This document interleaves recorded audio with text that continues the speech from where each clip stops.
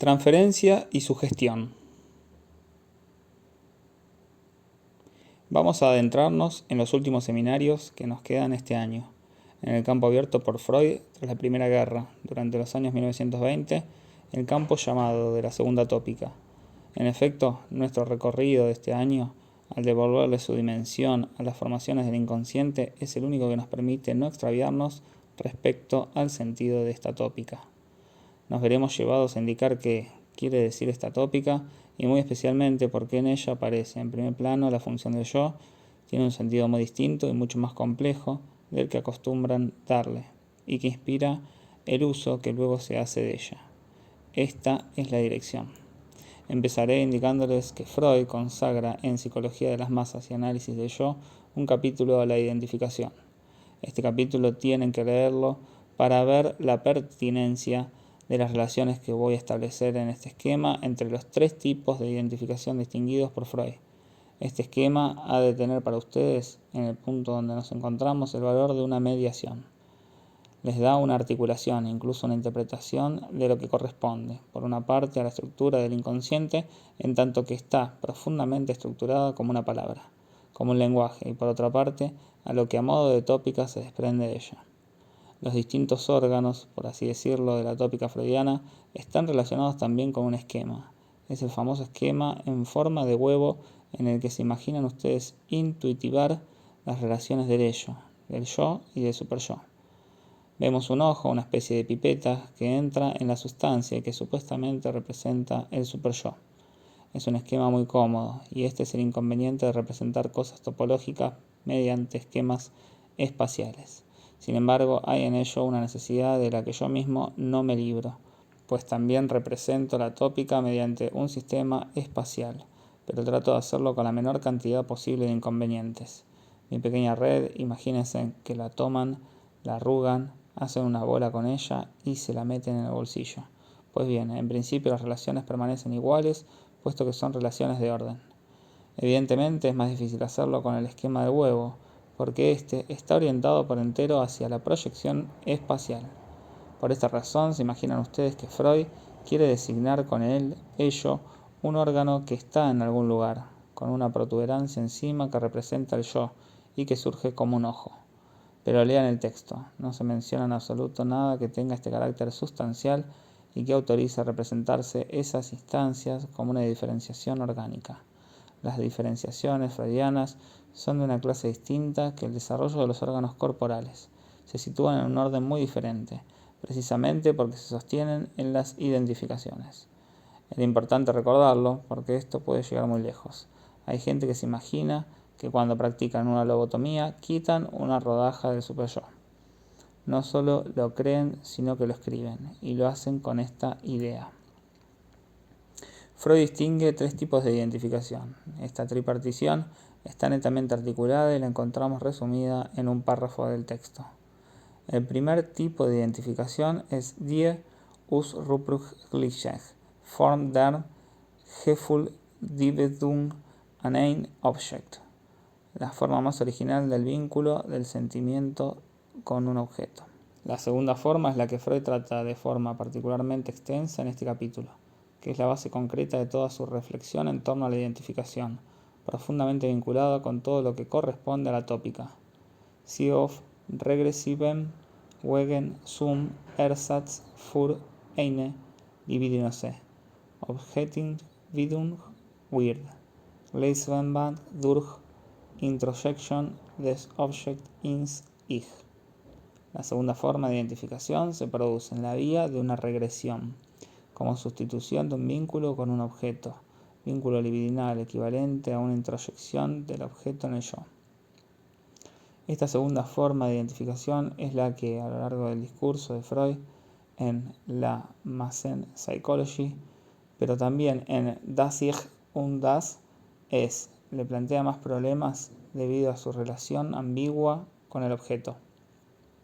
Por otra parte, ahí es donde se concentran todos los problemas del análisis, en particular el del complejo de Edipo invertido. ¿Por qué en un momento dado, en algunos casos y en la forma del complejo de Edipo invertido, el objeto, que es objeto de vinculación libidinal, se convierte en objeto de identificación? A veces es más importante mantener el problema planteado que resolverlo. Nada en absoluto nos obliga a que nos hagamos una representación cualquiera de alguna solución posible de la pregunta planteada. Esta pregunta es tal vez la pregunta central, la pregunta más acá de la cual estamos condenados a permanecer siempre, la que constituye el punto central. Bien es preciso que haya alguna en algún lugar, porque donde quiera que vayamos a parar por considerar que todas las preguntas están resueltas, siempre quedará la pregunta de por qué estamos ahí. ¿Cómo hemos llegado al punto donde todo se aclara? Con todo, en este caso, ha de haber, sin lugar a dudas, un punto que haga que permanezcamos precisamente sumergidos en el problema. No les digo que este sea el punto en cuestión, pero Freud, por su parte, en todos los casos, da vueltas a su alrededor, y en ninguna ocasión pretende haberlo resuelto. Por el contrario, lo importante es ver cómo varían las coordenadas de este punto cero. Se lo repito, la cuestión esencial es la del paso, comprobado por la experiencia desde el amor por un objeto hasta la identificación resultante. La distinción que Freud introduce aquí entre la vinculación erótica libidinal con el objeto amado y la identificación con el mismo no es diferente de aquella que había mencionado yo al final de uno de nuestros últimos seminarios sobre la relación con el falo, o sea, la oposición entre el ser y el tener. Pero a esto se añade lo que Freud dice que le aporta su experiencia. Esta identificación es siempre de naturaleza regresiva. Las coordenadas de la transformación de un vínculo libidinal en identificación muestran que hay regresión. Considero que saben ustedes lo suficiente como para que no tenga necesidad de poner los puntos sobre las íes. Al menos ya he articulado en las sesiones precedentes cómo se confirma una regresión, pero se trata de saber cómo articularlo. Nosotros lo articulamos planteando que es la elección de los significantes lo que indica la regresión. La regresión al estadio anal, con todos sus matices y variedades, incluso al estadio oral, es siempre la presencia en el discurso del sujeto de significantes regresivos.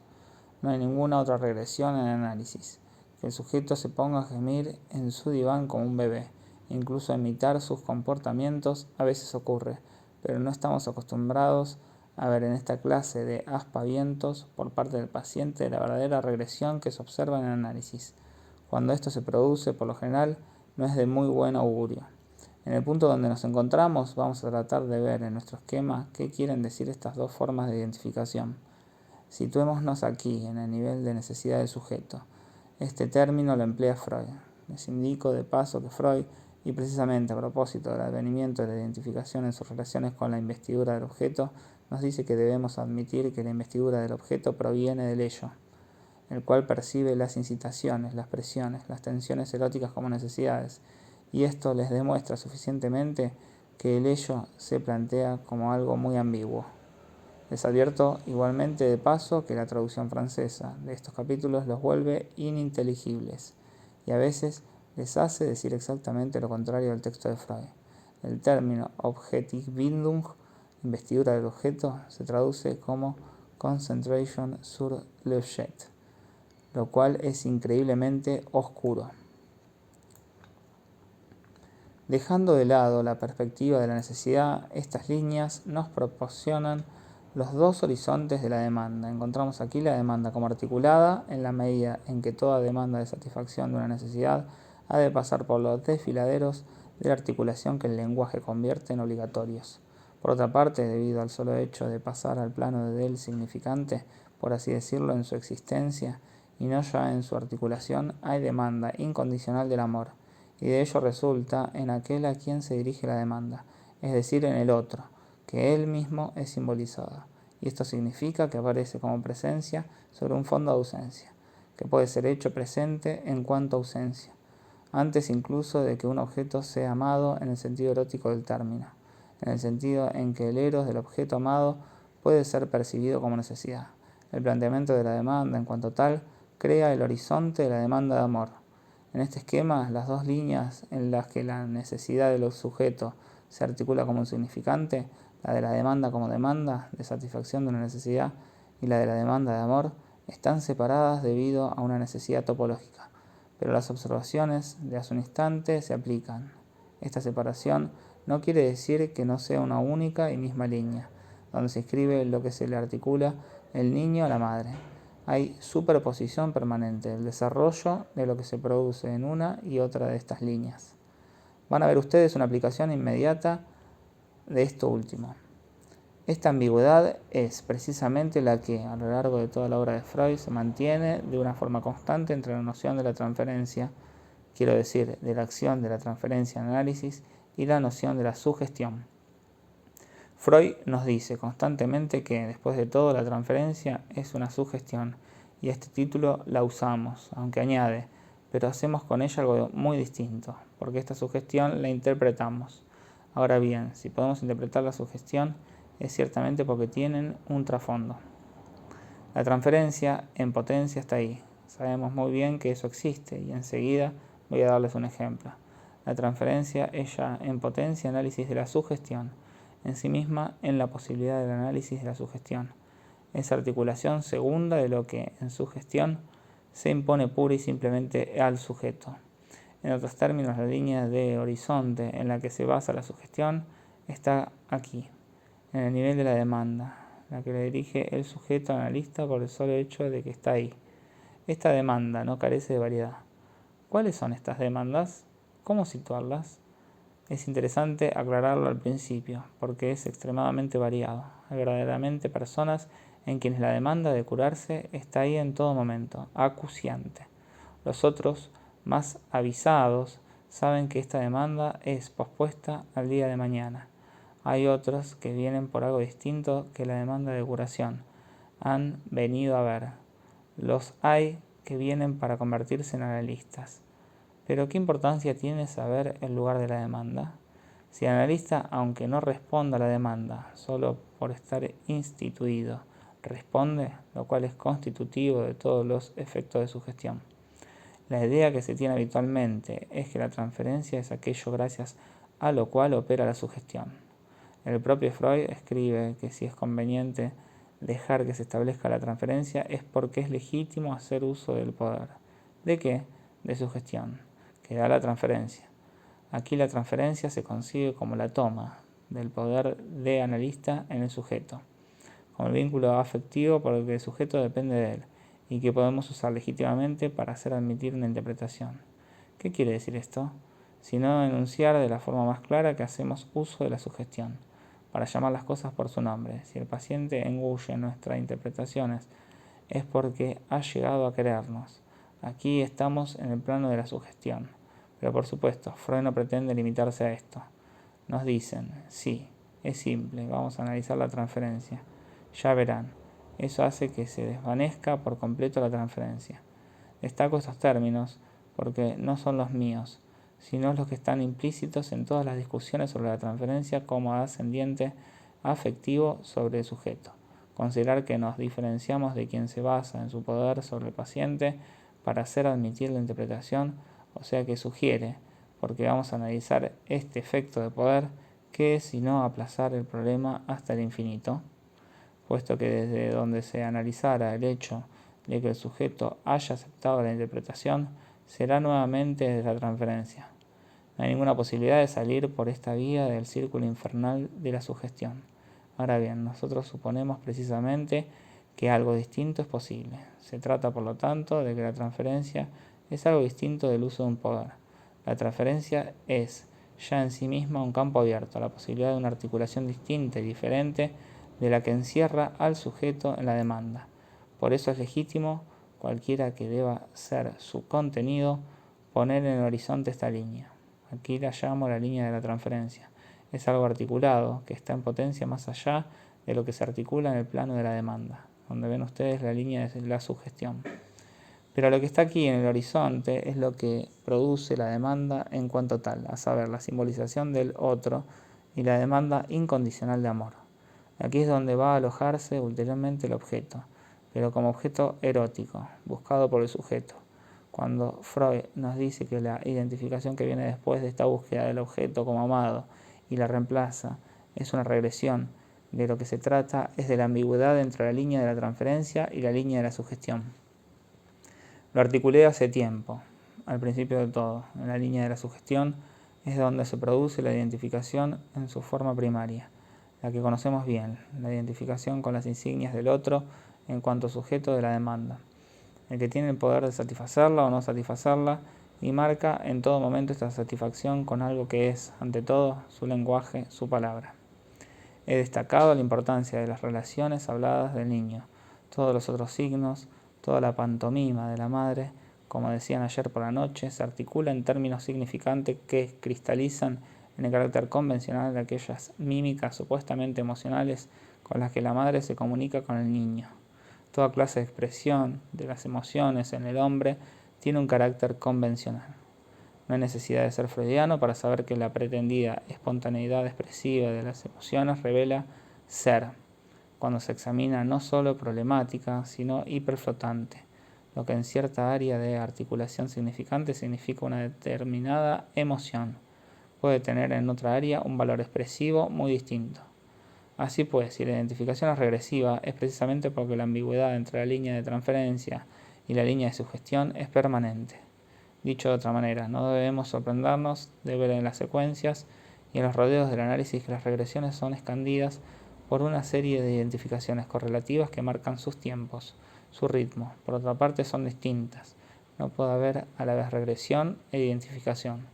Las unas son las detenciones, los stops de las otras. Pero aún así, si hay transferencia es precisamente para que esta línea superior se mantenga en un plano distinto del de la sugestión, a saber que sea considerada no como algo a lo que no responde ninguna satisfacción de la demanda, sino como una articulación significante propiamente dicha. Esto es lo que distingue a la una de la otra.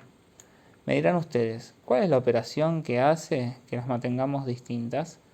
Nuestra operación es precisamente abstinente o abstencionista. Consiste en no ratificar nunca la demanda en cuanto tal. Eso lo sabemos, pero esta abstención, aunque sea esencial, no es por sí misma suficiente. Pero salta a la vista, si estas líneas pueden permanecer distintas, es porque corresponde a la naturaleza de las cosas que permanezcan distintas. Dicho de otra manera, pueden permanecer distintas porque para el sujeto lo son, y entre ambas está todo ese campo que, gracias a Dios, no es estrecho y nunca queda abolido. Se llama el campo del deseo. En consecuencia, todo lo que se nos pide es que no favorezcamos esta confusión con nuestra presencia allí en cuanto otro. Pero, por el solo hecho de que estemos ahí para escuchar como otro, esto es difícil, y tanto más si, por la forma en que entramos ahí, acentuamos el carácter llamado permisivo del análisis. Es permisivo solo en el plano verbal, pero con eso basta. Basta con que las cosas sean permisivas en el plano verbal para satisfacer al paciente. No, por supuesto, en el plano real, sino en el plano verbal. Y basta con satisfacerlo en el plano de la demanda para que se establezca irremediablemente la confusión entre la línea de transferencia y la línea de sugestión. Ello quiere decir que, por nuestra presencia y en tanto que escuchamos al paciente, tendemos a hacer que se confunda la línea de la transferencia con la línea de la demanda. Así, por principio, somos nocivos. Si la regresión en nuestra vía es una vía descendente, no designa el objetivo de nuestra acción, sino un rodeo. Hemos de tenerlo siempre presente. Hay toda una técnica de análisis que no tiene otro objetivo más que establecer esta confusión, y por eso conduce a la neurosis de transferencia. Luego ven ustedes escrito en una revista llamada Revue Française de Psychanalyse que para resolver la cuestión de la transferencia solo hay que hacer una cosa: pedirle al paciente que se siente, decirle cosas amables, mostrarle que ahí fuera todo es muy bonito y decirle que se vaya, franqueando la puerta pasito a pasito para no levantar polvo. Y todo esto dicho por un gran técnico. Gracias a Dios, entre estas dos líneas hay algo que precisamente impide que esta confusión irremediable se establezca. Y es algo tan evidente que los hipnotizadores o simplemente quienes se interesan en la hipnosis saben perfectamente que ninguna sugestión, por muy logrado que sea, se apodera totalmente del sujeto. Planteémonos la pregunta: ¿qué es lo que resiste? Lo que resiste es el deseo. Ni siquiera diría tal o cual deseo del sujeto, porque eso es evidente, sino esencialmente el deseo de tener el propio deseo. Es todavía más evidente, pero esto no es una razón para no decirlo. Lo que el esquema enumera y ordena son las formas necesarias para el mantenimiento del deseo, gracias al cual el sujeto sigue siendo un sujeto dividido, como corresponde a la propia naturaleza del ser humano. Si ya no es un sujeto dividido, está loco, sigue siendo un sujeto dividido, porque aquí hay un deseo, cuyo campo tampoco ha de ser tan cómodo mantener, puesto que, como yo les explico, una neurosis está construida como está construida para mantener algo articulado que se llama el deseo. Esta es la buena definición. En efecto, la neurosis no es una mayor o menor fuerza o debilidad del deseo, ni la fijación imaginada como si en un punto el sujeto hubiera metido el pie en un bote de cola. La fijación, si se parece a algo, es más bien a estancas destinadas a retener algo que de otra forma se escaparía. La fuerza del deseo en los neuróticos, en lo que llaman el elemento cuantitativo, es muy variable. Esta variedad constituye uno de los argumentos más convincentes para establecer la autonomía de lo que llaman la modificación estructural en la neurosis. Salta a la vista en la experiencia que neuróticos con la misma forma de neurosis son personas muy diversamente dotadas en lo que uno de los autores en cuestión llama en algún lugar, respecto a la neurosis obsesiva, la sexualidad exuberante y precoz de uno de sus pacientes.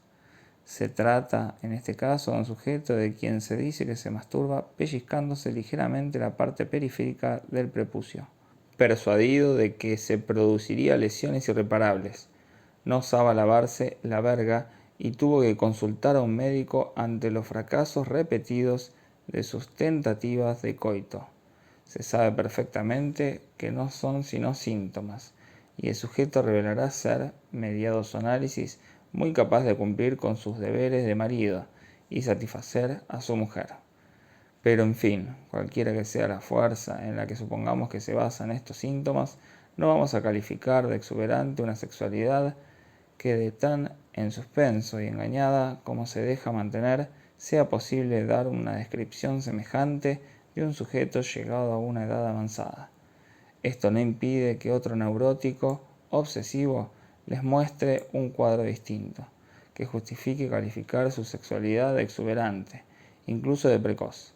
Esta diferencia tan sensible en los casos clínicos no nos impide reconocer que se trata en todos los casos de una misma neurosis obsesiva. La razón por la cual es una neurosis obsesiva se sitúa en un lugar distinto que el elemento cuantitativo del deseo. Si éste interviene solo en la medida en que deberá pasar por los desfiladeros de la estructura, pues lo que caracteriza a la neurosis es la estructura. En el caso del obsesivo, sea su deseo fuerte o sea débil, esté el sujeto en plena pubertad o venga con 40 o 50 años, es decir, cuando su deseo decline y desea hacerse alguna idea de lo que ha ocurrido, es decir, lo que hasta entonces no ha comprendido en absoluto en su existencia, en todos los casos se pondrá de manifiesto que durante todo el tiempo de su existencia se dedica a colocar su deseo en posición fuerte, a constituir una plaza fuerte del deseo, y ello en el plano de relaciones que son esencialmente significantes. En esa plaza fuerte habita un deseo débil o un deseo fuerte, la cuestión no es esta. De una cosa no hay duda, las plazas fuertes siempre tienen doble filo. Las construidas para protegerse del exterior son todavía mucho más molestas para quienes están dentro, y este es el problema. La primera forma de identificación nos la define, por lo tanto, el primer vínculo con el objeto.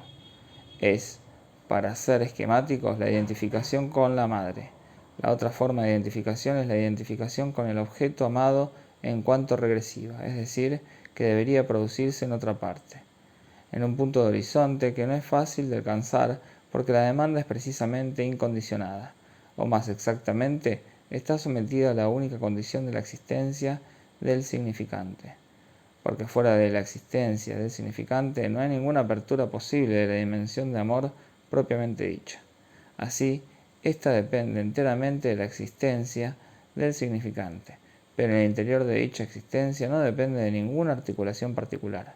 Por esta razón, no es fácil de formular, porque nada podría completarla, colmarla, ni siquiera la totalidad de mi discurso en toda mi existencia, ya que es, por otra parte, el horizonte de mis discursos. Esto plantea precisamente la cuestión de saber qué quiere decir la S tachada en este registro. Dicho de otra manera, ¿de qué sujeto se trata? No hay por qué sorprenderse de que esto no constituya nunca más que un horizonte. Todo el problema es saber qué va a construirse en este intervalo. El neurótico vive la paradoja del deseo como todo el mundo, porque ningún humano inserto en la condición humana se escapa. La única diferencia que caracteriza al neurótico en cuanto al deseo es que está abierto a la existencia de esta paradoja en sí misma, lo cual, por supuesto, no le simplifica la existencia, pero tampoco lo deja en una posición tan mala desde cierto punto de vista. Ahora podríamos articular decididamente el punto de vista del filósofo, cuestionarlo de la misma forma. El neurótico está, en efecto, en una vía que tiene algún parentesco con lo que articula el filósofo, o al menos con lo que debería articular, porque en verdad este problema del deseo lo han visto ustedes ya claramente, cuidadosamente, correctamente e inteligentemente articulado en la vida del filósofo. Hasta ahora una de las cosas que considero más características de la filosofía es que esto es lo que con más cuidado se evita en su campo. Esto me llevaría a abrir otro paréntesis sobre la filosofía de la acción, que conduciría a las mismas conclusiones, o sea, que de la acción se habla a tontas y a locas. Ven ahí no sé qué de la espontaneidad, de la originalidad del hombre que surge para transformar los datos del problema. El mundo, como se suele decir. Resulta notable que nunca se destaque lo que para nosotros es verdad de experiencia, o sea, el carácter profundamente paradójico de la acción. Totalmente emparentado con la paradoja del deseo, empecé a introducirle sus rasgos y sus relieves la última vez, refiriéndome al carácter de hazaña, de proeza, de demostración, incluso de salida desesperada propia de la acción. Estos términos que empleo no son míos, porque el término Vergreifen lo emplea Freud para designar la acción paradójica, generalizada humana. La acción humana se encuentra muy especialmente allí, donde se pretende mostrarla en conformidad con la historia. Mi amigo Koyev habla del paso del Rubicón como punto de cooperación, solución armoniosa entre el presente, el pasado y el porvenir de César. Aunque la última vez que pasé junto a ese Rubicón lo vi seco. Era inmenso cuando César lo cruzó, pero no era en la misma estación. Aunque César pasó el Rubicón con el genio de César, en el hecho de cruzar el Rubicón hay algo que supone tirarse al agua, porque se trata de un río. En otras palabras, la acción humana no es algo tan armonioso. Para nosotros, analistas, resulta lo más sorprendente del mundo que nadie en el análisis se haya propuesto articular lo relativo a la acción en esta perspectiva paradójica en la que nosotros la vemos constantemente. Por otra parte, nunca vemos desde otra perspectiva, lo cual nos plantea bastantes dificultades para definir el acting out. En cierto sentido, es una acción como cualquier otra, pero que adquiere precisamente su relieve porque la provoca el hecho de que utilizamos la transferencia, es decir, hacemos algo extremadamente peligroso, tanto más cuanto que, como lo ven ustedes desde que yo les sugiero, no tenemos una idea muy precisa de qué es. Tal vez una indicación de paso sobre la resistencia les aclarará lo que quiero decir. En ciertos casos, el sujeto no acepta las interpretaciones tal como se las presentamos en el plano de la regresión. A nosotros nos parece que eso pega, y a él no le parece que pegue en absoluto. Entonces se dice uno que el sujeto se resiste y que acabará cediendo si insistimos, teniendo en cuenta que estamos siempre dispuestos a jugar con la carta de la sugestión. Pero tal vez esta resistencia no carezca de valor. ¿Qué valor tiene? En la medida en que expresa la necesidad de articular el deseo de otra manera, o sea, en el plano del deseo. Tiene precisamente el valor que Freud le da en algunos textos. Si la llama Übertragungswiderstand, resistencia de transferencia, es porque es lo mismo que la transferencia. Se trata de la transferencia en el sentido que les digo por ahora. La resistencia trata de mantener la otra línea, la de la transferencia, donde la articulación tiene una exigencia distinta de la que planteamos cuando respondemos inmediatamente a la demanda. Esto que les recuerdo corresponde, ni más ni menos, a evidencias, pero evidencias que tenían necesidad de ser articuladas.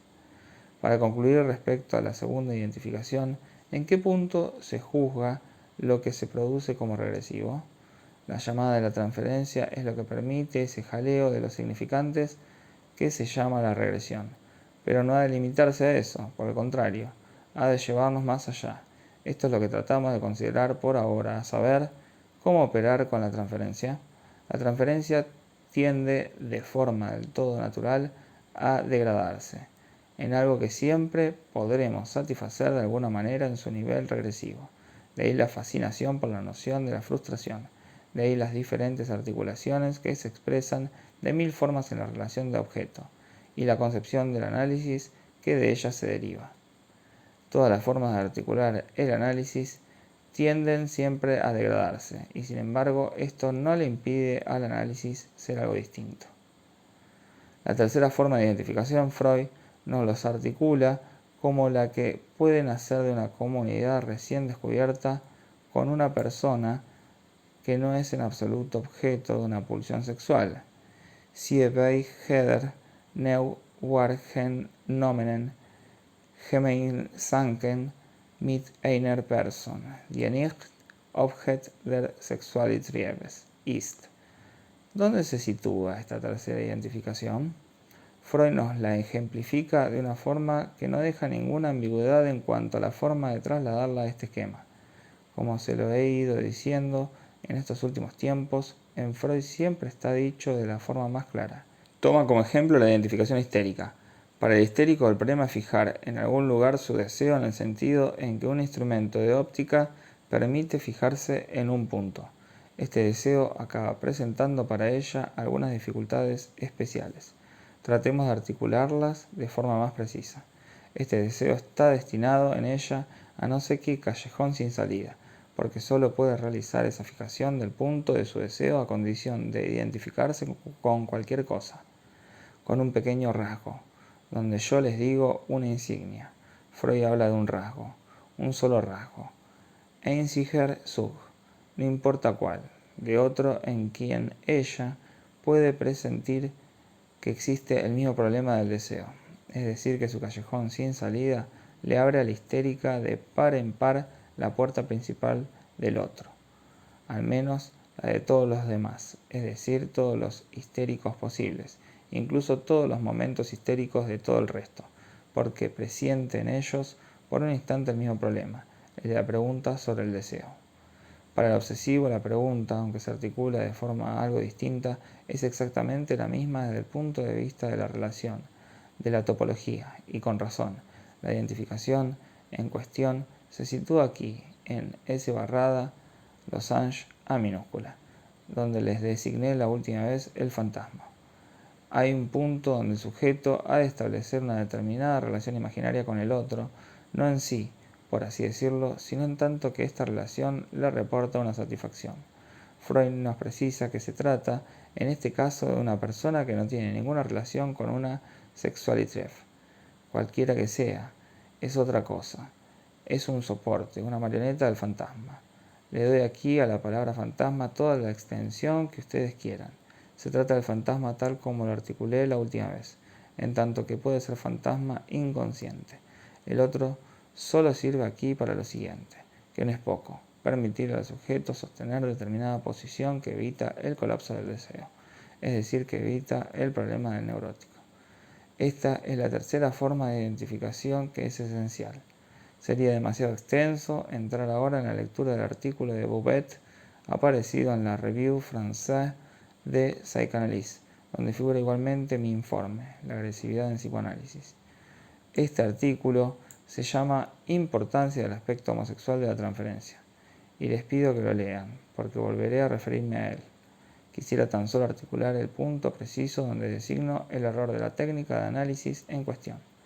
Lo que se produce en el análisis en la medida en que en los fantasmas aparece el objeto fálico y en particular el falo del analista. Se produce en un punto de proliferación que, aunque ya está instituido, siempre puede ser estimulado. En este punto es donde el sujeto, como obsesivo, asegura mediante su fantasma la posibilidad de sostenerse frente a su deseo. Posibilidad mucho más escabrosa, peligrosa, que para el histérico. Es aquí, pues, donde aparece A, el falo fantasmático. En esta técnica que señalo, es ahí donde el analista se hará acuciante, insistente, mediante sus interpretaciones, para que el sujeto consienta en comulgar, en tragarse, incorporarse fantasmáticamente ese objeto parcial. Yo digo que es un error de plano.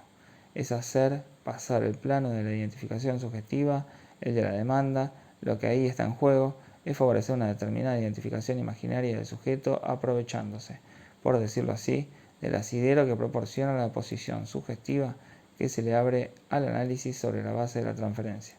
Es dar una solución falsa, desviada, errada, a lo que está en juego. No digo en sus fantasmas, sino en el material que le aporta efectivamente al analista.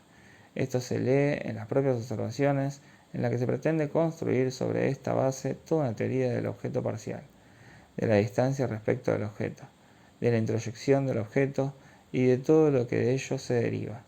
Les daré un ejemplo. En esta observación es perceptible en todo momento que la solución del análisis del obsesivo es que llega a descubrir la castración como lo que es, o sea, como la ley del otro. Es el otro quien está castrado, por razones que obedecen a su falsa implicación en este problema. El propio sujeto se siente amenazado por dicha castración, de forma tan aguda que no puede acercarse a su deseo sin experimentar sus efectos. Lo que estoy diciendo es que el horizonte del otro con mayúscula en cuanto tal, en cuanto distinto del otro con minúscula, es palpable en todo momento en esta observación. Su anamnesis pone de manifiesto lo siguiente. La primera vez que se acerca a una niña, huye angustiado, va a encomendarse a su madre y se siente del todo confortado cuando le dicen te lo diré todo. No hay más que tomar este material al pie de la letra. Su sostenimiento subjetivo virtual pasa de entrada por una referencia desesperada al otro como lugar de la articulación verbal. Ahí es donde en adelante el sujeto se encastillará por completo. Este es su único refugio posible ante el pánico que experimenta al acercarse a su deseo. Ya está inscrito, se trata de ver qué hay debajo. Tan pronto se abren paso ciertos fantasmas mediante toda clase de incitaciones por parte del analista, llegamos a un sueño que el analista interpreta como el hecho de que la tendencia homosexual pasiva del sujeto se hace patente. He aquí el sueño. Lo acompaño a su domicilio particular. En su habitación hay una cama grande. Me acuesto. Estoy extremadamente incómodo. Hay un bidet en un rincón de la habitación. Me siento feliz, aunque incómodo. Nos dice que tras la preparación de este sujeto por el periodo anterior del análisis no experimenta muchas dificultades para admitir la significación homosexual pasiva de este sueño. A su modo de ver, ¿basta con articular esto? Sin volver a examinar siquiera la observación en la que hay todos los indicios para demostrar que no es suficiente, limitándonos al propio texto del sueño, una cosa es segura, que el sujeto va a ponerse, nunca mejor dicho, en el lugar del otro con mayúscula, estoy en su domicilio particular, me he acostado en su cama. Homosexual pasivo. ¿Por qué? Hasta nueva orden, no se manifiesta nada que convierta en esta ocasión al otro en un objeto de deseo. Por el contrario, veo claramente designado en posición tercera y en un rincón algo plenamente articulado a lo que nadie parece prestar atención, cuando sin embargo no está ahí por nada. Es el bidet. Este objeto puede decirse que presentifica el falo y a la vez no lo muestra, pues no voy a presagiar que en el sueño se indique que alguien se ocupa de utilizarlo. El bidet está ahí, indicando lo que es problemático. Si aparece ese famoso objeto parcial, no es porque sí, es el falo, pero, por así decirlo, como pregunta. El otro, ¿lo tiene o no lo tiene? Esta es la oportunidad de demostrarlo. El otro, ¿lo es o no lo es? Esto es lo que hay detrás. En resumen, es la cuestión de la castración. Este obsesivo es víctima, por otra parte, de toda clase de obsesiones de limpieza que ponen claramente de manifiesto que, dado el caso, ese instrumento puede ser una fuente de peligro. Para él, el bidet ha presentificado desde hace tiempo el falo, por lo menos el suyo. Lo que es problemático para este sujeto es la pregunta a propósito del falo, en cuanto que éste interviene como objeto de aquella operación simbólica por la que en el otro, en el nivel del significante, ese significante de lo golpeado por la acción del significante, de lo que está sujeto a castración. El objetivo no es saber si el sujeto se sentirá al final confortado por la asunción en él de una potencia superior, por la asimilación a uno más fuerte que él, sino saber cómo habrá resuelto efectivamente la pregunta que está implícita en el horizonte, o sea, la aceptación o no del complejo de castración en la medida en que ésta solo puede realizarse en su función significante. Aquí es donde se distingue una técnica de la otra, independientemente de la legitimidad vinculada con la estructura y el sentido mismo del deseo del obsesivo. Solo en el plano de la solución terapéutica obtenida, con considerar el nudo, el cierre, digamos la cicatriz resultante, no hay duda de que una determinada técnica no favorece un desenlace correcto, no corresponde a lo que se puede llamar una curación, ni siquiera una ortopedia, aunque fuese coja. Únicamente la otra puede dar no solo la solución correcta, sino la solución eficaz. 4 de junio de 1958.